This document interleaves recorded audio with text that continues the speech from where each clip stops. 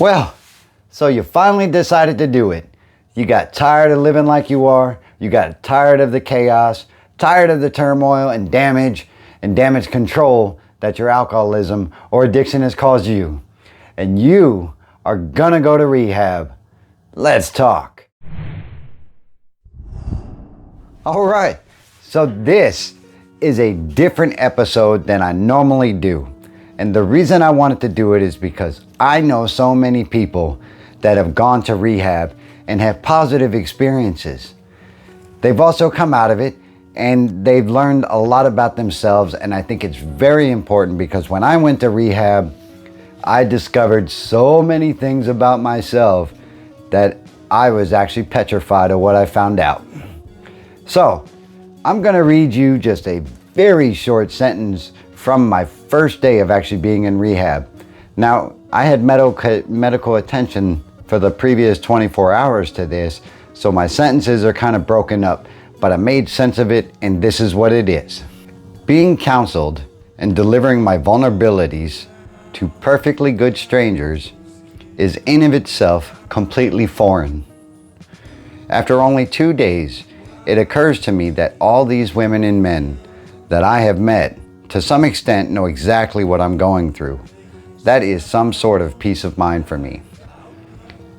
There it is. So that is from my actual first group that I had with the people that I went in intake with. And what I'm gonna do is I'm simply just gonna break down the procedural manner in which someone goes into rehabilitation. It was with the Army, but it's a civilian function. So if you do have your own experience with going to rehabilitation and everything else, feel free to comment on the video. Drop those comments below, because someone that is scared to go to rehab is hoping that it's not as bad as they think it is. And for me, I gotta tell you, I didn't even want to step foot in that place, but I had no choice, because if I didn't do it, I was gonna lose my career, I was gonna lose my family, and I would have been morally bankrupt more so than I ever was when I was drinking. Therefore, I had to stop that crap. So that's what I did. Still alive. All right, so rehab. The arrival portion, folks. When I got to rehab, I was still drunk, because the 2 days prior, I went into a huge panic attack, and I knew that that would be my last day of drinking. So what did I do? Like any good alcoholic, I doubled down. I had about 3 racks of beer in between a Friday and my intake night, which was Sunday. I was drunker than poopies, and I definitely did not think that they would consider kicking me out on my first day at rehab. After all, I'm there to get sober. So I arrived, and the first thing that they do is they take you to, they being the rehab techs and the counselors, into a room where you are briefed on the procedures and everything else. You sign off on the procedures that you understand, and daggone it, if I wasn't so drunk I couldn't understand a word, then yeah, I was definitely in the right place.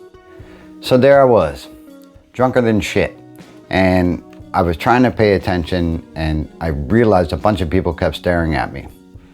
I don't know how the other folks that arrived there were sober, because I knew it was going to be my last chance, so I took it. Anyway, so I'm drunk, right? And I'm trying to read this paper. I'm really trying to understand it. And it didn't even dawn on me that if I'm suspected of being drunk, that I'll be kicked out on my first day. Really. So I was fumbling through, and I was drinking a soda or some sort, and there was a sign right before you come in that door that says, don't drink any fluids or anything else before you arrive here. I think so they could do a blood test or something. Anyway, so you fill out the forms that you know how the procedures are gonna go, and you know how everything is gonna run and what's expected of you as a patient there. So I drew a line or something on the paper, and they knew something was up. Well, after you sign the piece of paper, they take a picture of you on your first day at rehab. and they give it to you on your last day of rehab.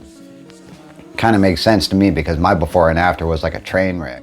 And they took the picture and everything else, and I was immediately told to go see this doctor. So I went to the doctor's office, I knocked on the door, and the doctor says, hey, I've been informed that you may be drunk right now. I'm gonna need you to take this breathalyzer. So I took the breathalyzer, and I blew a 2.34 or something of that nature. And they immediately stopped everything they were doing. They rushed me to medical, and I was put on a mandatory supervised detox. Well, after that was done, after I woke up from being passed out for quite some time, and they pumped plenty of fluids into my body, I was told I was going to be kicked out. And I was like, what the F? I'm here to get better. I'm here to, strive to be a better person, and you're going to kick me out? What kind of rehab is this? And so they were like, you have two choices.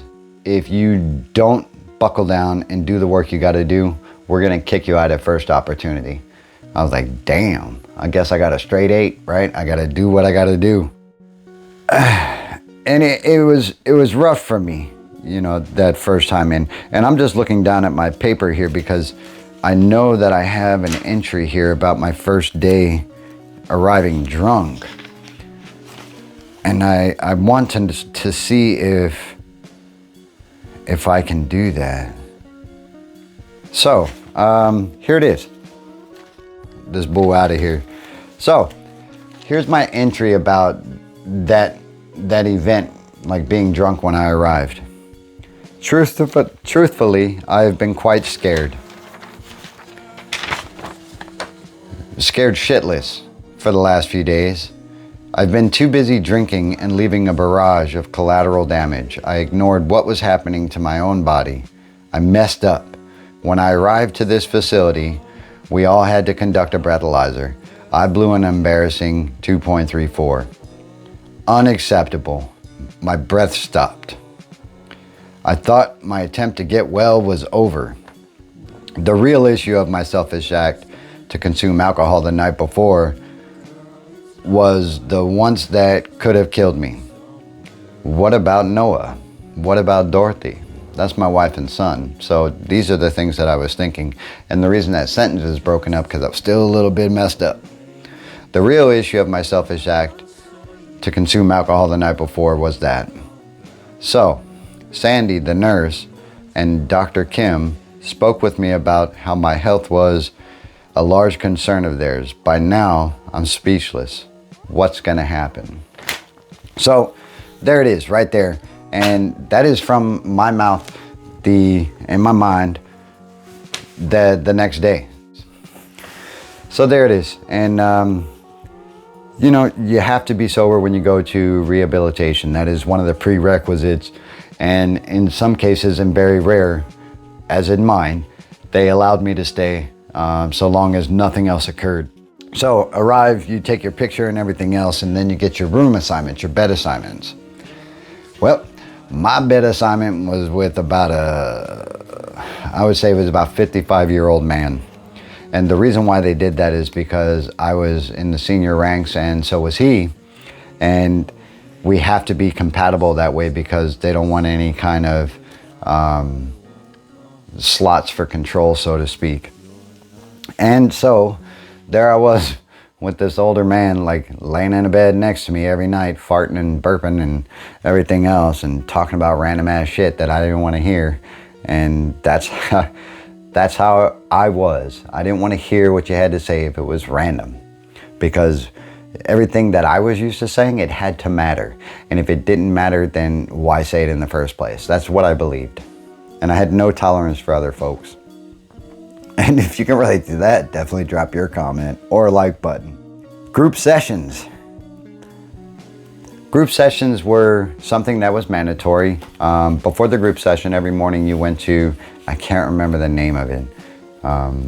You went to a kind of a town hall meeting in the morning, and if somebody had gotten in trouble, like I got in trouble, and I had to justify why I should stay, and that was called a consequence. This is the first morning, or the very next morning after the bed assignment. So we go to this thing, and everything is structured, right? It's very timely, and if you're late, you got to justify it. If you can't justify it, you get a consequence, and that's just the result of your actions. And to maintain that focus that everything has consequences, There we are. We have to discuss everything. We do a daily reading, and we do a 24 hours a day reading, and then we go to our group. You go to your group, let me back up. You go to breakfast, because you have to eat. You have to maintain your nutrient health, and you have to maintain your physical health, which I'll talk about in a second. So we go to this group. We go to group meeting, and there, for the most part, there was a topic at hand, but it really was a what's on your mind, a check-in, how you doing, what do you think about what's going on, and how did you get here, and what do you hope to achieve, that type of thing. Followed by meditation. Meditation was cool when I first got there. When I first got there, it was an excuse to take a nap. And it really is cool though. It is guided meditation. So you lay down, you get a nice little cool blanket and a pillow, lay on the floor, and the counselor of choice is someone who is reading a script, and that script is bellowed with, a natural tone and voice. So that way you're able to focus and able to be drawn into what is being said, as it's very descriptive and very vivid and very colorful and very awesome, because I started to actually really enjoy it and find peace with myself, and I never experienced that before, so to have that was pretty freaking awesome. Feel me? All right. So you do that, and then you have your gym time. You have mandatory gym time, and that fell right around 10:30 in the morning. Now your whole day is full. And why do you think that is, folks? To occupy your drunk ass or your high butt, to not be thinking about alcohol or drugs. You are thinking about your physical fitness. You are thinking about group discussion. You are going to breakfast. You are in this rigid stance, and you are delivered by consequences. If you are late, you have to face a consequence. If you're not where you're supposed to be, consequence, and so forth. Because it's important to find structure, because as an active alcoholic, I had zero structure and zero time for anyone else if it did not involve me getting drunk. I did my work, I did my profession, but that was during that period from 8 a.m. From 6 a.m. to about 1700. I did my occupation minus the field exercises, deployments, and those types of things. So that was that. And then my drunk time was everything after, like literally everything after. So to go by a routine and to go by a schedule not only became predictable, but it became something that was a normal thing. Your eating is a normal thing. Your physical fitness became a normal thing.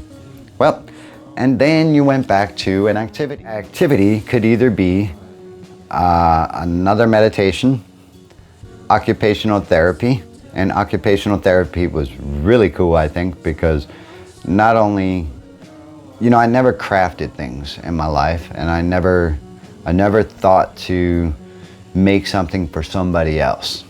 So there, I got to make a paracord bracelet, among many other things. And I tell you what, it not only teaches you a little discipline, but it allows you to be creative. And that's something I never did when I was drunk. I watched TV, I played video games, and I got hammered and talked crap to myself. That's what I did. And then you had your sign-outs. If you went to lunch, you had to sign out.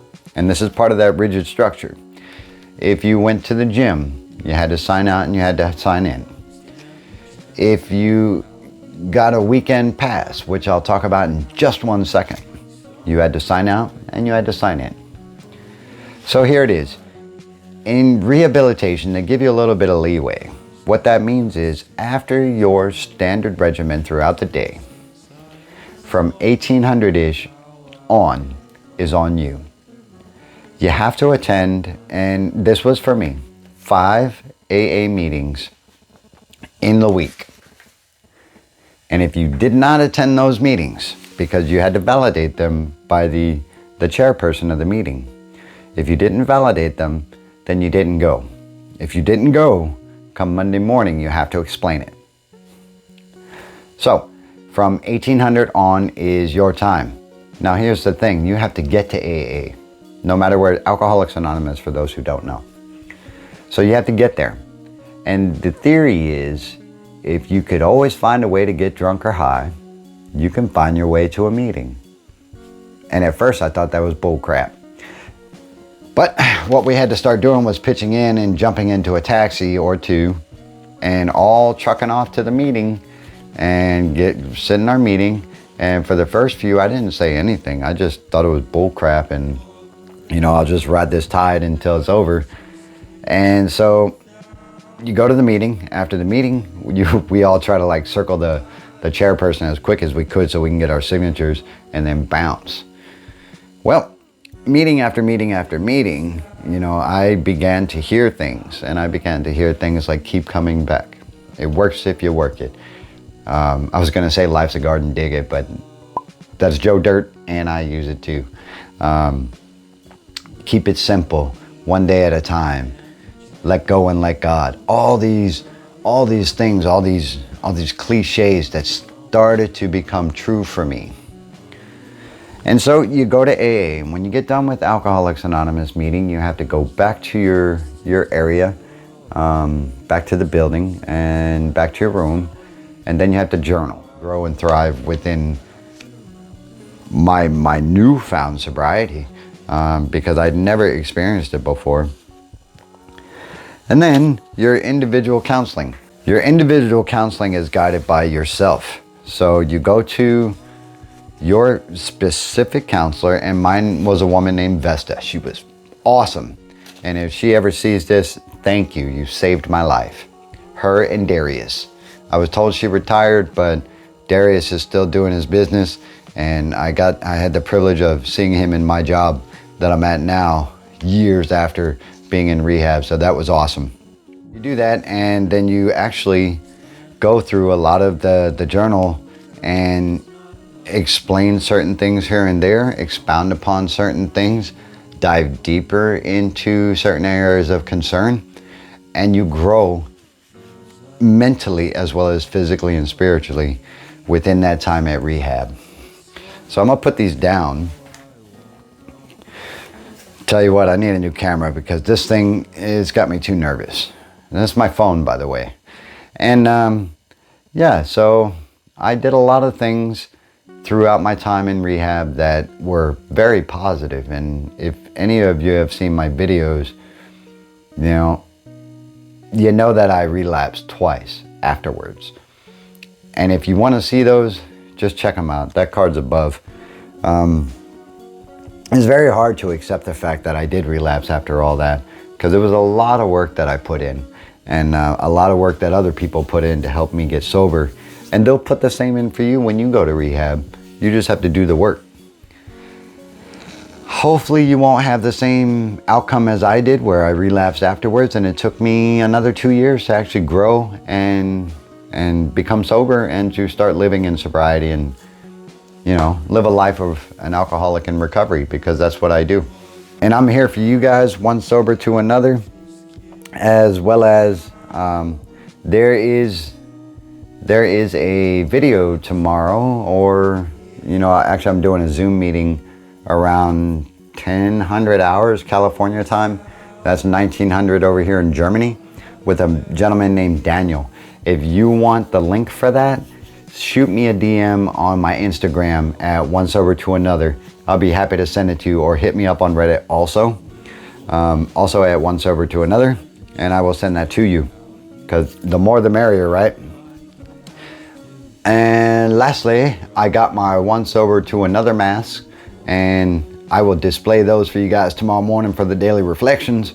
And yeah, shout outs to everybody who is showing support and subscribe to the channel. If you haven't taken the time to subscribe, hit that button now with the notification bell so you don't miss a thing. Life's a garden, folks. Dig it. One sober to another. I'll see you in the next one.